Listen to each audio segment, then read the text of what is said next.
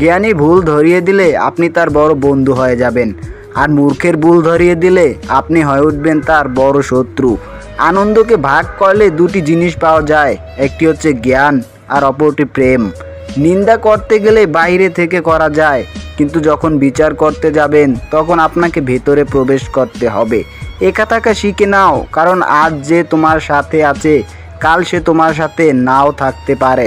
আমি স্বার্থপর নই, শুধু তাদের কাছ থেকে দূরে সরে যাই যাদের কাছে আমার কোনো মূল্য নেই।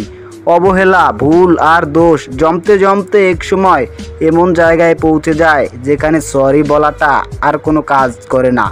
জোর করে কাউকে ধরে রাখার প্রয়োজন নেই, যে থাকার সে এমনিতেই থাকবে, আর যে চলে যাওয়ার সে তো চলেই যাবে। আপনি যদি সঠিক হন তাহলেও চুপ থাকুন, অন্যরা যতই আপনাকে অপমান করবে জবাবটা সময় দিয়ে দেবে। যে মানুষ অন্যের অনুভূতির মূল্য দিতে জানে না সে কখনোই কাউকে ভালোবাসতে পারে না। জীবনটা নির্মম কঠিন, কেউ আনন্দ উল্লাসে হাসে, কেউ বা দুঃখের সাগরে ভাসে। কখনো দুঃখ এসে সুখ কেড়ে নেয়, আবার কখনো সুখ বা এসে দুঃখটাকে ভুলিয়ে দিয়ে যায়।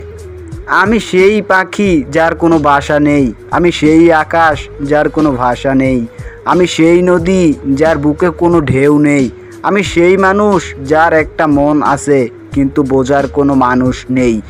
মানুষ যেদিন অন্যের ভুল ধরার চেয়ে সবার আগে নিজের ভুলটাকে ধরতে শিখবে, মানুষ সেদিনেই প্রকৃত মানুষ হবে।